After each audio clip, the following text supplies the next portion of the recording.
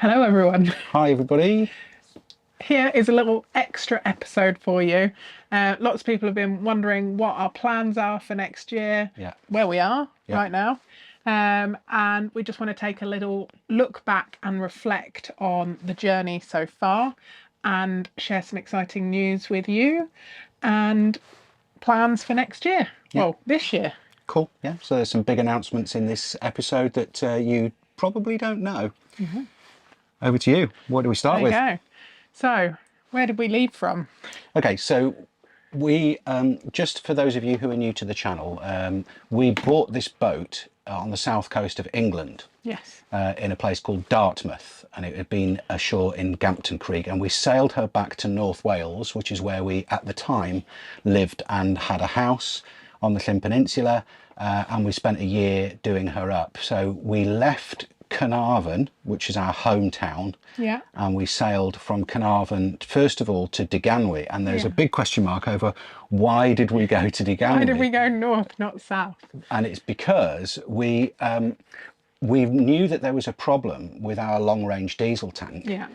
And we definitely didn't want to head off straight south, not knowing where we were going without investigating that. Yeah. So we needed to find a marina locally that would lift us out. And Deganwy very kindly offered us a stay there and offered us a lift out. So we sailed to Deganwy first. Yeah. And we had the lift out. And And it was a bit of a shakedown as well. We didn't want to just head south straight away without Absolutely. investigating the leak. Yeah.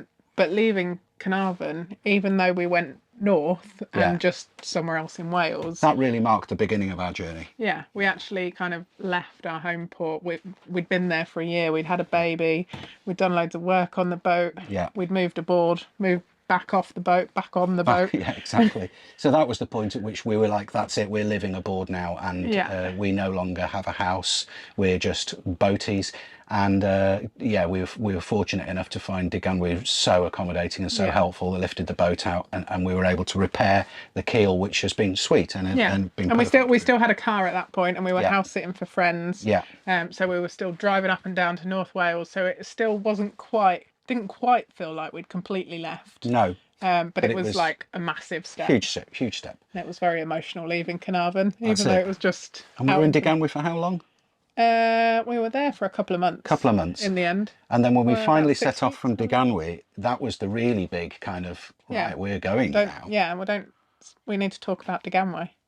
Another reason why we didn't leave Deganwy quite as quickly as we might have hoped. We only tended to be there for a couple of weeks. That's right. We were planning to be there for 2 or 3 weeks, get lifted out, sort out the keel. Sell our car. Sell the car. Sell our final bits and go. Ties from land, which we did. And then something that we never shared with you guys happened while we were actually living aboard in Deganwy, which I'll let Melissa tell you about. Yeah, so it was very exciting. Well, it was a very exciting time to start with. We found out that we were pregnant and we were having another baby. Yep. Which was due about now, to be honest. Would have been now. Yeah. But then while we were in Deganwy, we had a miscarriage. So I lost the baby, and it was a very emotional time. The staff in Deganwy were amazing. They let us stay a bit longer. Obviously, they knew and Lake and Leisure just said, look, stay as long as you need. And we just stayed a bit longer. Kind of didn't heal at all. But it was just, we were just reeling, and we were just kind of... Yeah. A bit lost really, and really bereaved and really grieving, and didn't want to share that with the world, and only shared it with our nearest and dearest really. So there were a few people who were sort of a bit puzzled why we were hanging around and not leaving Deganwy, and it's just that we'd stalled at that point emotionally and physically. We had just kind of gone hit a brick wall. And it kind of stayed with us for the whole year. It did. We both were we were on camera, we were trying, we were having an amazing time, and we were sailing down south, and there was lots of positives to the journey, but it was still niggling in the back of our heads, and it's definitely had a negative impact on both of us in terms of our mental health. Yeah. So when we left Deganwy, it was a really exciting... It was very bittersweet. Yeah, it was an exciting moment to leave, but we were also leaving the port where we lost our baby, and we were very sad and emotional on that day when we left for many reasons. Which doesn't come across in the video because, you know, we're professionals. Yeah. Yeah, it may have come across, there may have been hints of it to some of you who know as well, or who've watched us for a long time, and you may have picked up on certain cues. But I definitely think last year there was kind of a drop in our personality appearing across. I think so. A little bit, maybe. You can let us know. So leaving Deganwy was very tough for lots of reasons. And then sailing back past Carnarvon, you know, was weird as well, because we were going back past the port where we just left.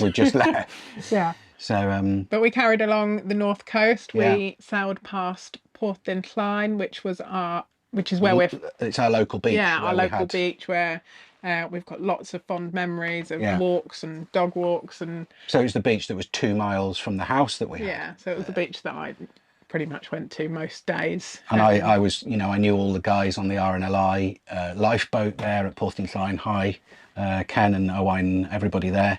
Yeah. And at one point I was going to be joining them, but didn't due to COVID and other things. But, you know, I've got a lot of close ties there. And I was the paramedic on Portelli. I mean, that was the place that we would call home. Yeah. Porthincline, and that area was home. So it was very nice to drop anchor there the night. Although that was kind of nerve-wracking, because that was the first time that we'd dropped anchor in Ocean Melody. Oh, we dropped anchor once before at Abermenai with... just for a couple of hours. But not overnight. We'd never anchored so it was our overnight first in that time boat. overnighting in the boat. So we left there early the next morning. And it was like a mill pond by then. It was beautiful. Absolutely stunning morning. And it was really nice leaving there. And then we went round Bardsey Round the outside of Bardsey Island. Normally, if you're going to Fishguard from North Wales, you would go through Bardsey Sound. But there was just no need. We went round the outside, stayed well clear of an area called the Tripods, which is really notorious, choppy water, stayed well clear of there, and shot straight down to Fishguard, which was great. It was all lovely, definitely nerve-wracking, because it was, these couple of journeys were the first time that it was just me, you and the kids on the boat. Yeah, it was. Obviously, Ollie was a lot smaller, and I was having to hold him a lot. He wasn't sick at that point. He was okay because it was pretty calm.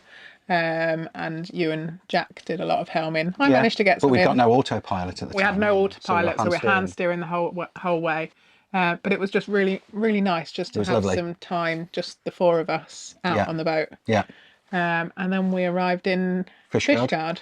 And then we left Fishguard in very calm weather. Yeah, although we arrived in Fishguard, it was really calm, but the wind was in the wrong direction. So we were a bit on edge all night. We were on the lee shore. If it was going to pick up. But it wasn't due to pick up. And it was light wind, so it was okay. But then next morning we left Fishguard, and I just took us off on your own. I stayed in bed. Yeah, Melissa stayed in bed, and I took us off the anchorage. And normally, again, you would go around that piece of coastline and you'd go through the gap between the islands and the mainland, so that's Ramsey Sound and Jack Sound. But I made the decision to go round the outside, and that was it was quite big seas there. It was pretty big. I mean, now we'd probably say it wasn't as big. Yeah. And we arrived in Dale, which was... By which point the weather had really picked up. It had really picked up, and we went onto the floating pontoon. Yeah, so in Dale it's an anchorage, and there's a floating pontoon there, which is dead handy. Yeah. And we went onto the floating pontoon, great, and we were perfectly happy staying there. And it was going to be my birthday the next day. And we really wanted to go ashore in Dale and explore, but it was such a long way to the beach, and obviously we've got a tiny baby. We didn't have our big outboard or the rib. We got an inflatable with inflatable floor and a 5-horse. Yeah, so we rang Milford and went, have you got room for us? We really want to shower. We really want to come in. So we went into Milford Haven, and staff were absolutely lovely there. But the journey into Milford Haven, just that very short hop from Dale to Milford, there was a few scary moments. What happened was there was no fog. There was loads of fog. There was loads of fog and really poor visibility, and it's a big shipping lane. So we went up the centre of the shipping lane, and we were following a huge tanker that was being pulled up there by 2 huge tugboats. And I'd got my navionics on there with the seabed. You can see the seabed. And all of a sudden our depth alarm went from something like 17 meters to 12 meters. No, it went 30 meters, 17 meters, 12 meters, 2 meters, 0 meters. And then we were like, what do we do? Do we move? Do we? Everything was just going And then there happened to be bonkers. a couple of fishermen passing us, just looking at the boat, I think. But we were wondering if they were looking at us like, you're not meant to be Because there. they were over to our port side some way, and I was thinking, oh my goodness, are they in the And right? we were like, no, trust the nav, trust the nav. Trust the nav, trust the nav. We're fine. And logically, we were behind we were behind a container. But we were like, It made you think, because you know, we're going to run aground. And all it was in the end was just silt and mud and cavitation and air bubbles kicked up by this big tanker. Yeah, because it happened 4 or 5 more times. As it washes over the depth sounder doesn't work properly, so it comes up with horrible errors and alarms. But that was a bit nerve-wracking. Yeah. We got into Milford in the pouring rain. Yeah, it was pouring. Pouring rain. Absolutely and pouring. Bertie, hi Bertie, thank you patrons. for coming to get our lines. Took our lines, everything. That was amazing. Great marine. And then on my birthday, we had a bit of a disaster that I don't think we shared on YouTube. Oh, about the fuel tank. So, right, so we'd got a dinghy full of water. Not full, but it was on the foredeck with a substantial amount of water, and I was topping up. Trying to do things, so because we were going to go out for lunch, weren't we? Yeah, I was topping up the diesel tanks, and I got the deck fill open, and I got a funnel in it, and I'd filled up the diesel tank fine, and then the funnel was all slimy with diesel, and I didn't want it dripping all over the deck, so I just thought, well, I'll just leave it there. It was a nice sunny day at that point. Yeah, it was a hot day, so I thought I'll just leave the funnel in the deck fill, just air drying and evaporating while dry. you were tidying up. I did a few other things, so I went and tidied up a few lines, flaked some halyards, and pulled the bung out of the dinghy, and the water ran straight out of the dinghy, straight down the tow rail and straight into the diesel tank. Yeah. So by the time I'd noticed, I don't know. It may have been a mugful, it may have been several pints, but I was just like, oh no, this is just an absolute disaster. Yeah. So basically what I did was empty the whole diesel tank. There was lots of swearing. Yeah. There was no way that the camera was coming out because we were in a foul mood. But trying not to be, because it was my birthday. Melissa's birthday, so I was trying to be happy, but not happy enough to show you guys. Yeah. So I emptied the whole diesel tank, and then removed it, physically removed it, mopped it clean. Again, Bertie helped me, was a lifesaver. Yeah, and then he took you to get new fuel. We bought. Well, I bought a taxi to go and get some new fuel cans, and filled up brand new fuel cans, the clear ones that we've got, so you can see if there's any water. And and then we put all the fuel in the clear one, so we could see if there was anything on the top. Wait for it to separate. So we didn't just discard it all. Yeah, didn't discard any of it. Filled up the diesel tank again with fresh diesel, and then put the stuff that we'd siphoned off into the clear tank so that we could then use it on it. It was just an absolute nightmare. And then what happened the next day? The next day we had my birthday. We had Melissa's birthday. We delayed it for a day. We went out for dinner and we had some nice family time together. Had a little wander around Milford. Yeah. And then got ready to leave. Milford Haven Marina is lovely. Yeah, the staff we had some are lovely. Nice warm showers. We did some washing. It's great. Milford town itself, not a lot to see, to be dead honest. No, there's not a lot to see. I think if you explore further afield, there's some nice beaches and stuff like that. But and then we left to go round to Swansea, where Len met us. And coming round Swansea was where I had my first sort of, not anxiety attack, but we were still a little bit kind of shaken and fragile and not feeling as confident as we should have been, and just a little bit rocked emotionally from everything that had happened previously in the year. And we got out round an area called Linney Head, and I timed it slightly wrong, I think. We were a bit too eager, I think. We were too early. So when we got to Linney Head, it was wind against tide, and it was 20 knots, 17 to 20 knots of wind. So we were pressed. We didn't have an autopilot, by which point Ollie had started. Well, we made a mistake. When we were in the channel, when it was calm, we should have hoisted the sails. Yeah. We should have at least put the mizzen up. What we do nowadays is, as soon as we're out, we get the main up, or at least the mizzen. We'll put the mizzen up on anchor. On anchor, and then raise the sails as soon as you're going. But we didn't. For whatever reason, we didn't. We got round Linney Head, and it started to get super choppy. Yeah. I couldn't come off the helm at all. Ollie just instantly started being sick. Like really sick. Jack was absolutely fine, but it was just too hard at that point to give the helm I couldn't to Jack. give the helm to Jack because he was 12. You know, you don't give a 12-year-old the helm. 12, and still, like, now I might do now. you might have done. Yeah, he's had a bit more because he's done a experience. lot more since then. Yeah. But at that point, it was. I mean, later on in the day, when it calmed down a bit, he took the helm for a good over couple and of I went hours. to sleep for a bit. Yeah. But yeah, basically, I was stuck on the helm, so I couldn't hoist the sails because our lines don't come back to the cockpit yet. They will. Melissa was down here with Ollie, Yeah, I think just puking on her in a vomit washing machine. Yeah. And I think I was. Were we out? Yeah, you were outside with me for a some of bit, it, but yeah. Ollie was so distraught and so upset, and I just felt you like felt terrible like a about bad it. dad. I just thought, no, we're making a huge mistake here. This Yeah. is an awful thing to be doing. Yeah, I think that was probably the first time that I thought, I don't want to do this anymore. Yeah. And that's when I first started to think, I don't want to be doing this. Yeah. This is not something I want to do. No. So I was holding Ollie, and I knew that he was fine. I was at the time I was still breastfeeding, so he was feeding and he was sleeping, feeding more for comfort, which probably didn't help the sickness, but it meant that he would sleep, and I knew he was fine. Whereas Andy could only just see crying baby looking baby really being distressed, sick. sicky distressed baby. But I knew he was fine, and I knew everything was going to be fine, and I knew as soon as we got into port he'd be bouncing off the walls again, and he was. Yes. And my paramedic hat on means crying baby is a fine baby. You know, I don't worry about crying babies. But as a dad, but when it's your dad and it's your own son and you're the dad, and you feel responsible for it, just felt awful. Anyway, as soon as we got round Linney Head, we'd got about 5 hours to go, and it flattened off. Jack took the helm. I took a break. I didn't come down, but I stayed in the cockpit next to Jack and just kind of closed my eyes a bit, opened my eyes every quarter of an hour and made sure Jack was fine, but didn't fall asleep. But yeah, took a bit of a break. And Jack, you know, stepped up and was fantastic, and he's been doing a lot more of that as we've gone on. Yeah. And then we got into Swansea, and Len took our lines. Cheers, Len. Thanks very much to Len and your mate Ian. You know, Ian Daniel, you've been a fantastic help in the past as well.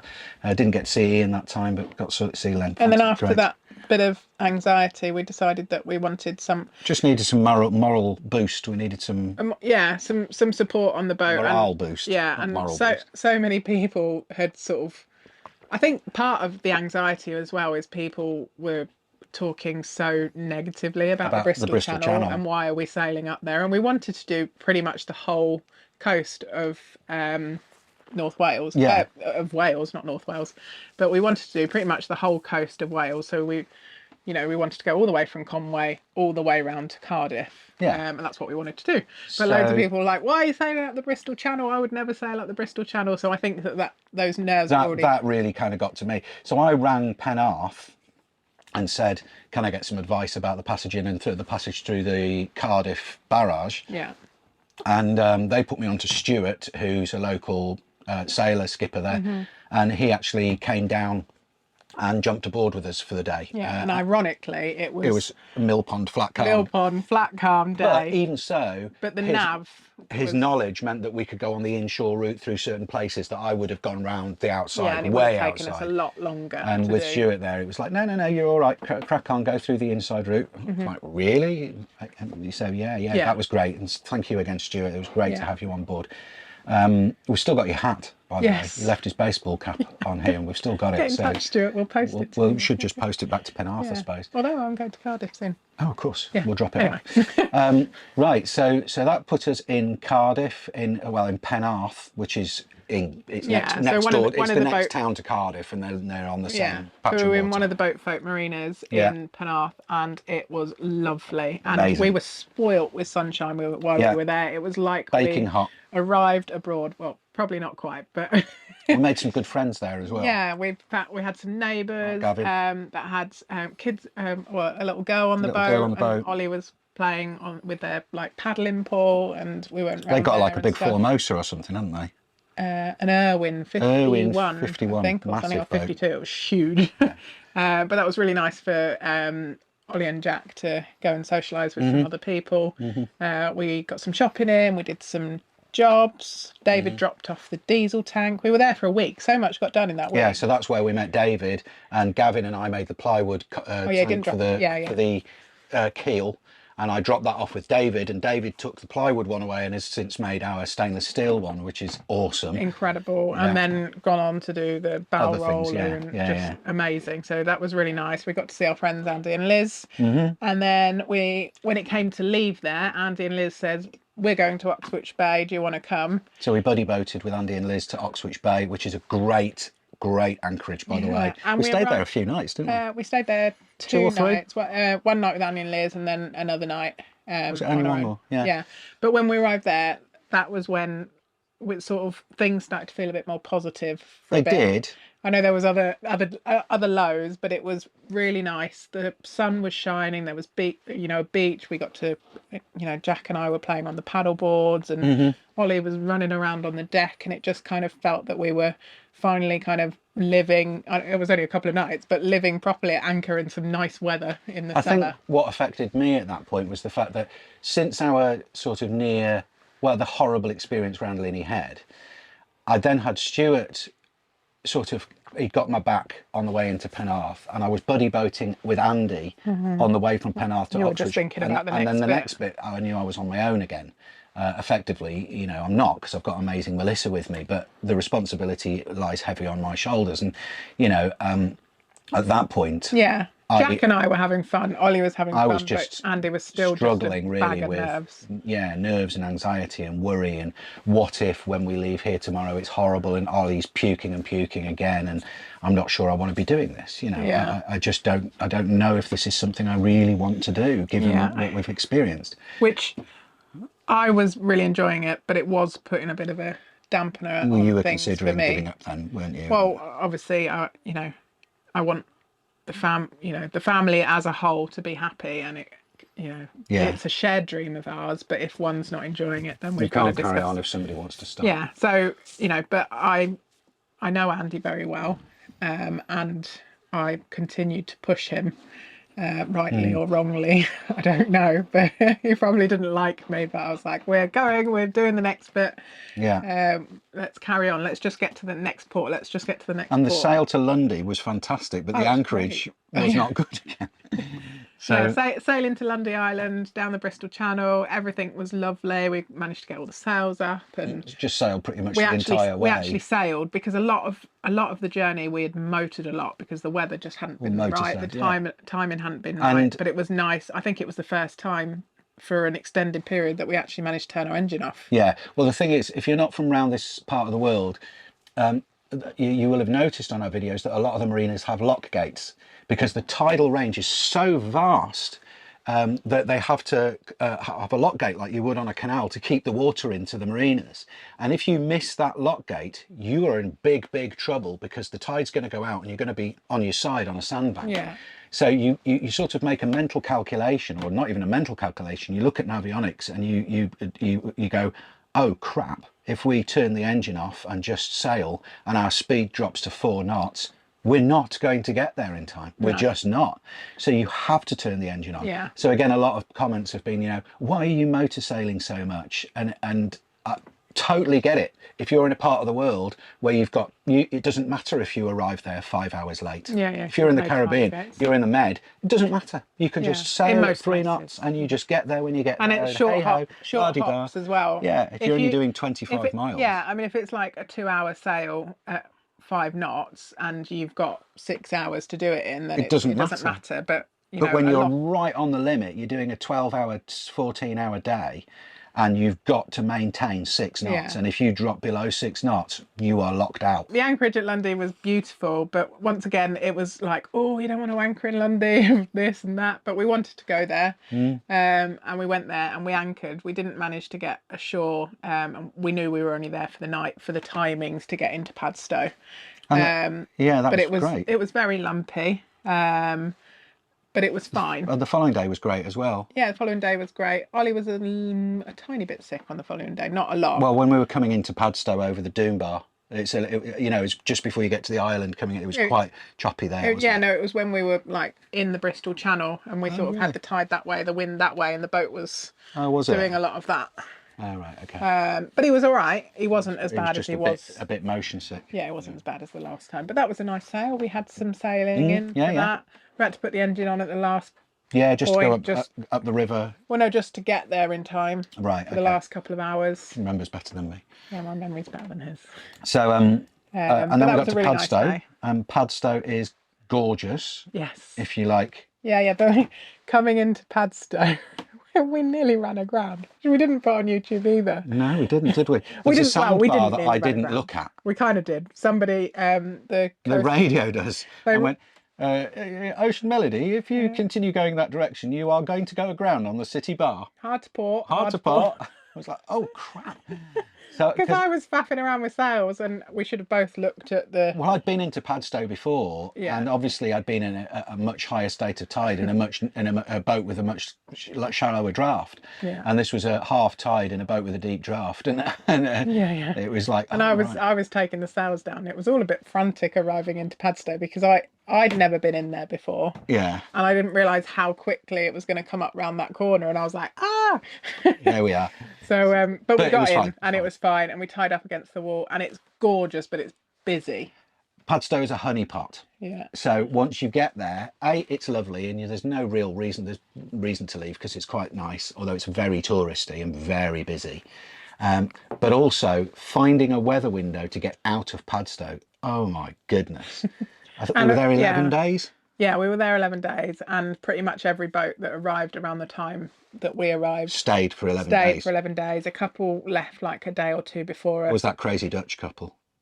Yeah, but they were they could do like 13 knots. Yeah, so there was a Dutch couple on a Pogo 40 or something, and they've done some Australian race boat. oh yeah, but it was just mental. It was all carbon fibre. Yeah. And they'd done an Atlantic circuit with 2 toddlers on the boat and come across the Atlantic at 18 knots or something. Like that. Yeah, but they did actually take the toddlers off for that passage. Yeah, I mean, but really, really, really good sailors, much more competent than myself. Yeah, yeah. So, but we made the decision to call some friends aboard because it just been us, and it was a big weight on your shoulders, and you were struggling a bit. Well, I knew that we were going to be going down the coast. We were going to be going round Trevose Head, and we were going to be going round Land's End. 2 big tidal gates. You've got to get them right. Yeah, yeah. And so Mike and Tim and Chris yeah, came and stayed with us for two legs actually. Yeah, so we were in Padstow for about 11 days, and that was gorgeous. We spent lots of time. We did some boat projects. We Ate lots of ice cream. Ate lots of far too much ice cream, far too Cornish many pasties. But we spent lots of time on the beach. Ollie took his first ever standing up from sitting steps. And we Ollie like swam in the sea and stuff, and it was absolutely lovely. That felt like summer there. It was nice. It was a proper holiday. And Jack really enjoyed exploring Padstow and swimming, and yeah, that was great. we enjoyed that. And then we left Padstow in the grey, murky, misty morning. Yeah, mizzle They call it, in the mizzle. And we got out to Trevose Head, and I immediately got horrendously seasick. Yeah, I think because I wasn't on the helm. It wasn't on the helm. We had crew on board, so you could sort of. My guard went down. Your guard went down, but your guard went up because you were worried about all the things that could go wrong, and you were responsible for more people. But you were as a result, I made myself ill. Yeah. So we ended up. I helmed. And we'd been stationary for 11 days. That's it. So I took the helm all the way up the river and out round the corner. And then I think I just said to Mike, "Oh, do you mind grabbing the helm while I go and do something?" And I think I either went down below or I went and faffed around with something. And the second I did that, it was instant seasickness. Yeah. And I just basically chucked my guts up for the next 6 hours or whatever it was. Yeah, and it was rough. It was rough. definitely a rough passage. It was 3 or 4 metre seas. Normally I start outside with Ollie, but because it was wet and drizzly and we haven't got the cockpit enclosure completely finished yet, and there was loads of other people, I started down below holding Ollie, and that was disastrous because Ollie was so poorly again, and everyone was just kept looking at me and they couldn't believe that I wasn't sick. I was basically holding cast iron stomach. sick child, and it was horrible down here. Just catching vomit everywhere. Well, we could smell the vomit from up there. So which wasn't helping you. But yeah, so I was inside a vomit washing machine. Andy just, hunkered down. We were very grateful to have the lads on board. If Mike and Tim and Chris hadn't been there, I would have had no choice but to stay on the helm. And if I'd stayed on the helm, I don't think I'd have been sick. Yeah. Because that's the thing. When I'm on the helm, and it's, you know, it's like driving the car. You don't get car sick when you're the driver. You get car sick when you're the passenger. Yeah. But anyway, that's as may be. Yeah, we got into Newlyn, and we had a bit of a sit down, and I wanted not out. Like, I wanted to be out there, and I didn't want to have to look after a sick child, because Mike and Jane suggested that maybe I take the kids off the boat for the next because the next passage was going to be round the Lizard, and the Lizard we knew was going to be even worse. Yeah, we'd looked at the weather forecast and stuff like that, and we needed to get round because that was the only time that the wind was in the right direction for us. Just to clarify, if we'd have stayed in Newlyn, we'd have been there a fortnight, because the wind would have been wrong and the weather would have been wrong. So it was like, if we go tomorrow, it's going to be horrible. Yeah. If we don't go tomorrow, we're stuck here for 2 weeks. But it was suggested that I take the kids off the boat, and I was like, no, I am not leaving the boat, but the kids can go with Andy. Andy needs a break. So Jane and I took Jack and Ollie, and we went to a garden centre and had some chippy chips. Yeah, and looked at us from the shore in horror. Yeah, as the boat was because it looked really this. bad. But I had the sail of my life. I had an absolute blast with Mike, Chris and Tim, who are mega experienced, very good sailors. Really good sailors. And it was it was definitely big seas and a bit, not more wind, but the seas were, the wind was fine, but the seas were big. But it went very well, and it gave the boat a really good shakedown. And we all got and it highlighted drenched. Things that we needed to fix over this winter. Yeah. That took us to the Helford River. Yes, and the Helford River, stunning. Absolutely amazing. Yeah. We had a few wiring and electrical problems there. Well, the engine wouldn't start once we got into the Helford. We got into the Helford, and Mike and Tim and Chris all jumped ship. So we picked up a boy at like something ridiculous, like £35 a night for a boy. And the plan was to move straight to anchor. So we were just going to pay for a couple of hours on the boy and then go to anchor. And then we went to start the engine to move, and just wouldn't start. Nothing. And we were like, oh no. And we were worried that maybe like some seawater had got in, because we were like, putting the tow rail in the water and it was running down the decks. And I know what the problem is now, but I know what that was. Well, we know what it was. We fixed it. Yeah, I know. But it's also the multi-plug on the. Oh yeah. So there was two. It turns out there was two issues. There's a couple of problems. Yeah. There was an alternator charging issue. Yeah. With some wiring. So where the boat had been shaken so much, basically. Yeah. It had dislodged some wiring. Hence why I've been doing so much wiring over the winter. So Andy fixed that, but then it still felt like the engine wasn't getting. Well, the engine would just cut out after a bit because it wasn't getting fuel. But we'd put this primer bulb in. When I installed the day tank, lots of people said to me, oh, that little lift pump that you do with your thumb, they're rubbish. You need to put one of the like squeezy primer bulbs in line. So we did it. It didn't work for us. It didn't work for us. So I got familiar with the engine, changed filters and traced it all the way back, and then removed the primer bulb and connected it directly to the engine without the primer bulb. Yeah, and it started and it was beautiful. So we went and had the most beautiful night a bit further up the Helford River. The Helford River. And they still charge you. No, that was free. Oh, that was free, that one. Yeah. And then we went round to Falmouth. From there, We had a really nice sail because it was just a short sail and it was so nice. About 3 hours, wasn't it? 2 or 3 hours, and we could all do a bit of sailing. In good weather. Ollie was so happy. Yeah. And Jack did lots of helming on that passage. I think he even managed to do. Oh no, it's summer holidays. He didn't do any schoolwork. He read some books. Yeah.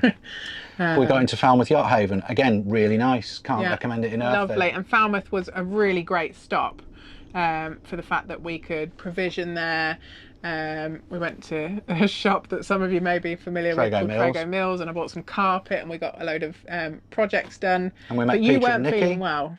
You still weren't. I still wasn't feeling well now. Just briefly, I've mentioned before, I suffer with fibromyalgia, and that gives me chronic pain and a lot of fatigue, and it flares up and goes away and flares up and goes away. So at the time I was having a big flare up, and when I'm having a flare up and I've got 10 out of 10 pain in my muscles and joints and I'm feeling no energy, the best way I can describe it, if you've not had it, is imagine how you feel when you've got flu. really bad flu, no nasal congestion, no cough, no cold symptoms, but your body just feels like lead and your joints and your muscles hurt all the time. And then when you starting to feel like you're letting your family down, and the pain makes you depressed, Yeah. and the fact that you're feeling like a letdown can affect your mood. Yes. So I was, Yeah. you So know, Jack and Ollie and I spent lots of time exploring Falmouth. You came out for a couple of days, but yeah, you were wasn't- I still wasn't in a great struggling. place. You were very down, and it was such a shame because it was a beautiful, it was beautiful very stop, nice. and there was lots of wonderful highlights. And I think Yeah.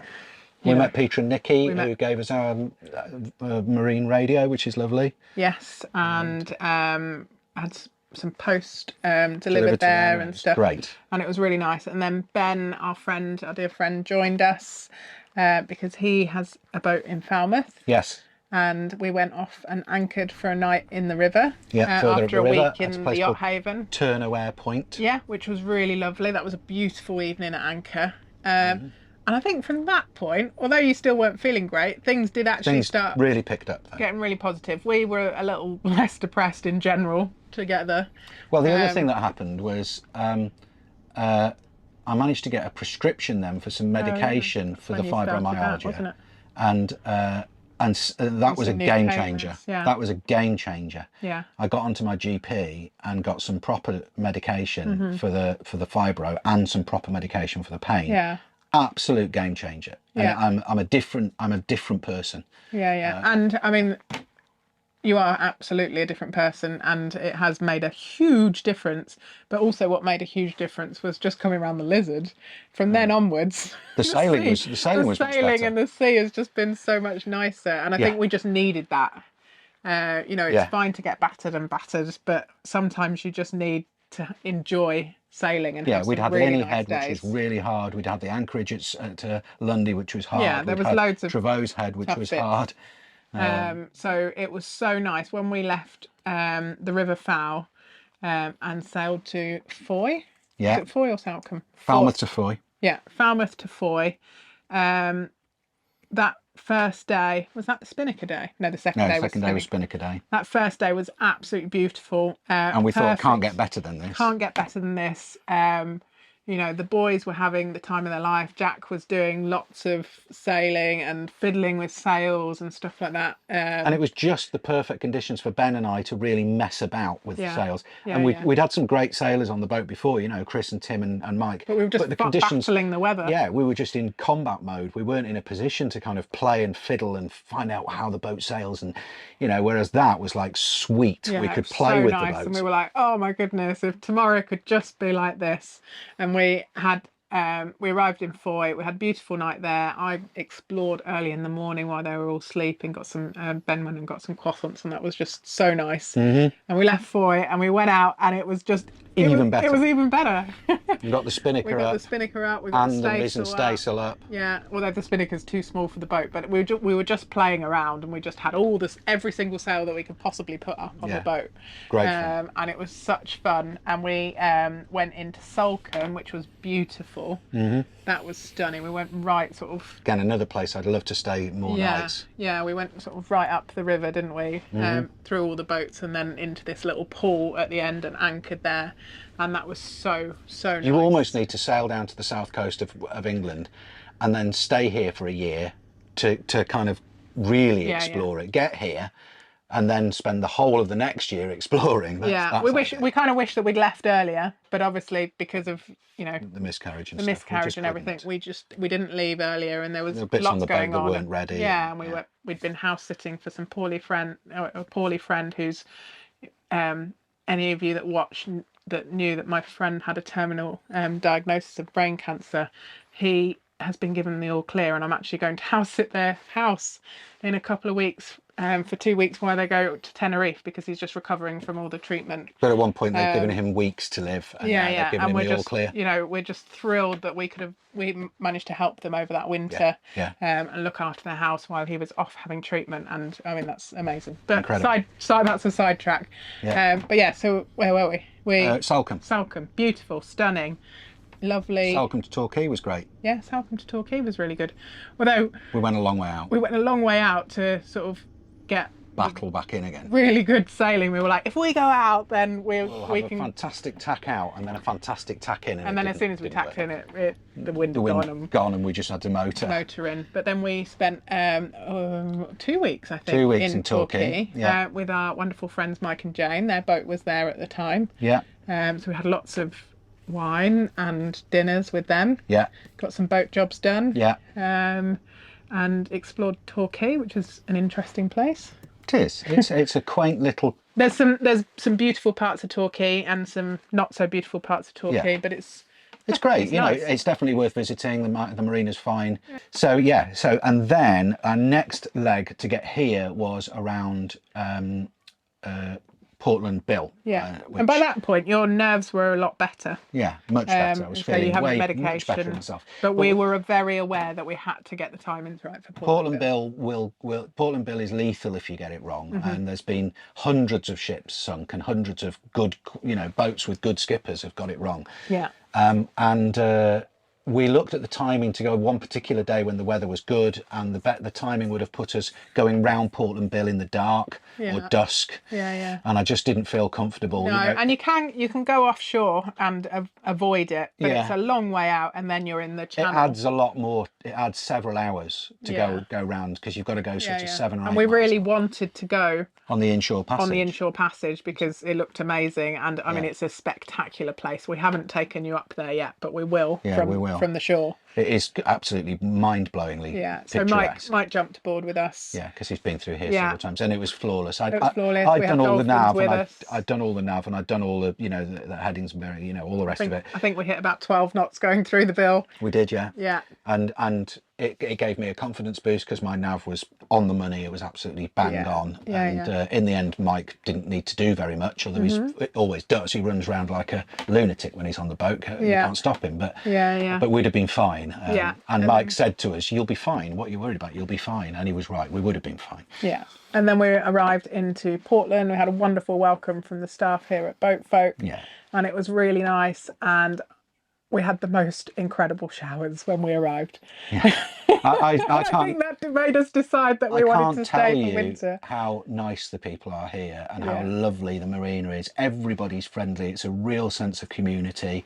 There's real sense of people looking after each other and taking care of each other and helping each other. Wayne was here catching our lines when we came in, and he's given me several lifts into town on numerous occasions. And you get the feeling that the staff are not just here to do a job, they actually love it. And I'm not just saying that, we haven't got a free berth here, by the way. We don't have a free berth here over winter if anybody's worried. They've knocked us a little bit off. Yeah, we've had a discount. Had a bit of a discount, but they haven't given us a free berth. And we're not obliged to say like they're amazing, but they are. Yeah, the 2 Boatfolk marinas that we've been in have definitely been 2 of the best. Yes. I think Falmouth Yacht Haven was great, and Deganway was great, and Milford was great. We haven't been in a bad one. We haven't. No, we've had some questionable showers. One of them that we went in, the showers wasn't amazing. Yeah. Weren't. The showers weren't amazing. But you can work that out where it was.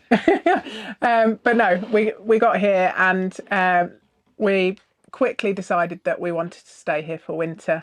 So just to clarify, we're actually booked into here until March the 31st. Yes, yeah. So we booked our winter berth, and so we're committed here till March 31st. That doesn't mean that we're not going to be doing anything. Obviously, you've seen we've been doing loads of stuff. Yeah, we're kind of running out of time though.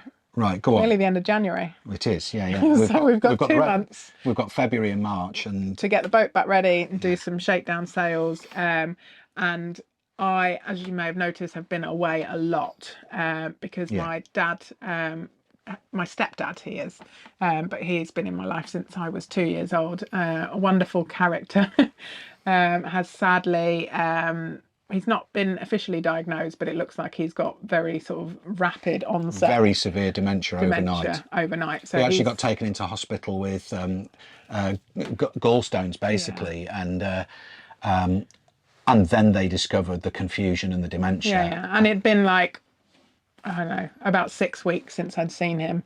And when I saw him 6 weeks previous, I noticed that his memory was a little bit off, but nothing major, nothing more than you would expect of most 80-year-olds. But now, unfortunately, he doesn't recognise Melissa really. He thinks Melissa is his ex-wife or his ex-partner, and Or my mum mostly, which is quite sad for me, obviously, because I lost your mum. I lost my mum. So, and he's off. When he remembers it's me, he's often asking me to call my mum. And they split up when I was like 13, but she was always held a big place in his heart. So it's really challenging. He's currently in a specialist care home, but I am the only person that he has. The only family. The only family. And it's difficult for Jack because Jack grew up while Melissa was at work. Grandad would be coming and picking him up from school. Yeah, have him every Wednesday. Grandad would take him all these amazing places. And John doesn't recognise Jack at all. No, because he's just Jack's just shot up and has got a deep voice, you know. And John's no idea who. No. He actually thinks Ollie is Jack. I think so. Yeah, he's like. But he's very confused. He's very confused, and it's very sad. So I'm spending a lot of time up there trying to sort out his care. So that's why, again, it's sort of. We're hedging our bets a little bit. That doesn't mean we're not going. It just means that we've got some things to sort out, and family comes first. Yeah. So with that in mind, we have decided to stay in the UK for most of the summer. Well, I know it's the spring. Well, and at the end of the summertime, we'll be heading off. Yeah, kind of. July is still summer, isn't it? We're planning on heading off in August, which gives me end of July, beginning of August. End of July, beginning of August. Yeah. Which gives me plenty of time to get my dad's care sorted. Obviously, I'll have. We're not staying here till the end of July. No. We're leaving here on the 31st of March. Yeah. And we'll be exploring more of the south coast of the UK, and maybe hop across to the Channel Islands, things like that. Yeah. But then in August. Well, rewind slightly. What I'm currently in the process of doing, which will help us greatly, is getting my Irish citizenship. Can you see? I'm Irish. Because Melissa's grandmother was Irish. My grandmother was Irish. So it's taken a lot of work, but I've managed to get hold of birth certificates and marriage certificates and death certificates to trace my heritage back to my grandmother, which means hopefully, all being well, I should get Irish citizenship and an Irish passport, which means that we won't have to do the 90 days. We won't have to do the 90 days Schengen shuffle, because providing Andy and the boys are travelling with me, as long as I've done my research right, it means that we can stay in Europe indefinitely because will be a European citizen. It means we don't have to get out after 90 days. Yeah. So the plan after that is we are going to leave here end of July, beginning of August. We're going to sail across to Brittany, and we're going to spend the summer cruising Brittany and the coast of France. Yeah. We don't want to miss it. We don't want to miss it. Our original plan was to go straight across to A Coruña and then kind of hot foot it down the coast to the Algarve for next winter. We're going to sail the coast of Brittany, and you've got a lot of connections and your heart's in France. I've spent a lot of time in France, and so that's the plan. Is then we'll winter in France next year, and then when we set off. The following year, that was a creaky noise. Yeah. We'll set off the following year. We'll be setting off from halfway down the Bay of Biscay, so from Rochefort to La Rochelle kind of area, which is a much better. So we just want to enjoy and be able to explore, and then maybe over next winter. So we'll get a little car and be able to explore a bit. Yeah. But Rochefort, we think, providing we can get space there. Yeah. If anyone's got any other suggestions around that coastline that's safe to winter aboard, then do. If you're lifting out over next winter in Rochefort and you want us to rent us your anywhere along there, and you want to rent us your mooring over winter while you lift out, whatever. What it means is that we'll be in France, and if my dad needs me, I can jump on a plane and get home easily. Home easy. Now I say that I am the only one there for him. My two sisters are 12 and 14 years older than me, and they didn't grow up with him, but they are there for him if they. We're not abandoning him. We're not abandoning him completely. And we're going to try and get him into a nice dementia care home somewhere near Melissa's sisters. Yeah. So we'll be going back regularly and visiting. The question is, are we giving up sailing? Well, no, we strongly considered it earlier in the year, and the answer is no, we're not. We are carrying on. I mean, you were having You wanted to give up yeah. based on how you were currently feeling. I didn't want to give up, so I pushed you, but I was prepared to give up because I love you. But no, we're not. We're really excited about next season. We're not giving up. We are staying in the UK a little bit longer than we'd originally planned, but we're still planning on leaving the UK, which we're really excited about. Things that we might like to do next season. We might like to do, which we've just registered our interest, the Round the Island race. Oh yeah, Round the Island race. Like what? So Round the Island race is in June. I think it's June the 4th. And I'm thinking, well, we'll be here in the Solent, so why don't we sail the Round the Island race? I'm not going to be racing. I'm going to be sailing around with a gin and tonic. Thank you very much. Yeah, providing the weather's right and stuff like that. We would quite like to do it. I'm not going to put my family through. But we need to have a look at berths and all sorts of things. But we'd really like to do that if we can. Apparently according to the Round the Island website, this boat did it in 2009. Yeah, 2009 was the last time this boat did Round the Island. The other thing that we need to get square, or try and get a bit more square before we leave, because we are financially struggling slightly, is we need to get some other income streams. So YouTube is not doing great for us at the moment. We're getting views and what have you, and we've got our patrons. Definitely have our patrons. Thank you for being our patrons. Yeah, you really help us get us through every month. So whereas we were making around about £800 to £1,000 a month from YouTube. Oh yeah. Roughly, slightly over perhaps. Yeah. And then from Patreon, we generally get around about £850, £900. And then now YouTube, with the views that we're getting now, we're taking about £650 a month. Yeah, which is a massive struggle. Yeah. Everything, But our patrons are we still get the reliable. They're kind of holding us up just.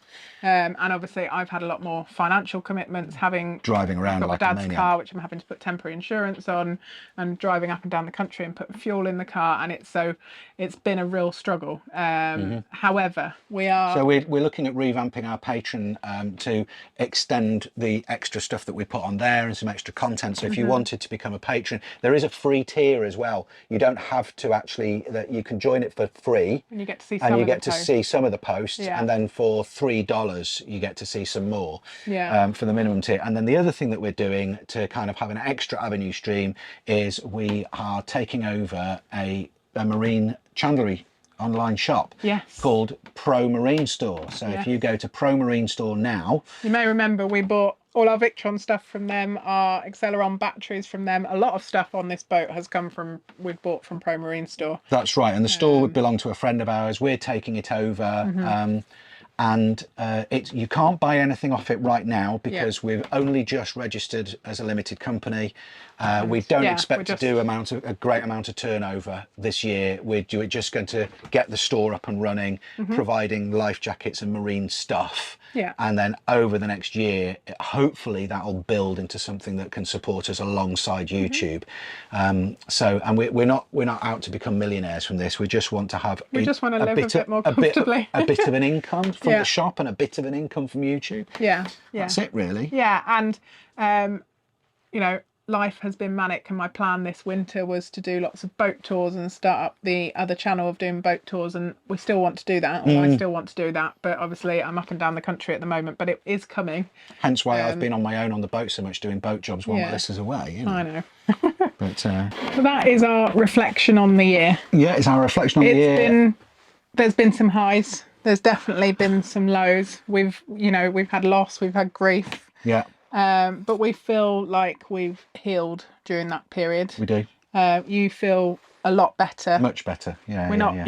You're not thinking you're fired up about next season. Fired up about next season. We're excited, and we're not quitting. And it was a momentary blip. It was a momentary blip. System. It was. And the reality is the UK coast is tough, especially when you're single-handing. Andy pretty much for a lot of it was single-handing, and I think Andy's very hard on himself, but it's completely normal to have doubts and anxiety when you're responsible for looking after your kids on a boat. So I think you need to be less hard on yourself next season, and hopefully it will be great. Yeah, thank you. And thank you guys for supporting us and for watching us and for keeping the channel going, especially our patrons. I mean, without our patrons and all of you guys that watch and like and comment, it's a balance. You know, we wouldn't be able to do this because we'd still be in our normal jobs. So thank you. We just have to quit making videos and do something else to earn money instead. Yes, but we're trying to branch out as we've discussed. So we've got more income coming in. So you've got a roundup of what happened and a picture of what we intend going forward. And in the meantime, then thank you very, very, very, very much for watching. Leave us comments. Next Wednesday. Normal episode on Wednesday. Give us a like, give us a subscribe if you're not subscribed. And head over to Patreon if you're not a patron. Like I say, it's free unless you fancy going on the $3 comment on things that you would like to see this year. See you later, guys. See you later. On Wednesday. Bye. Bye-bye. Bye-bye.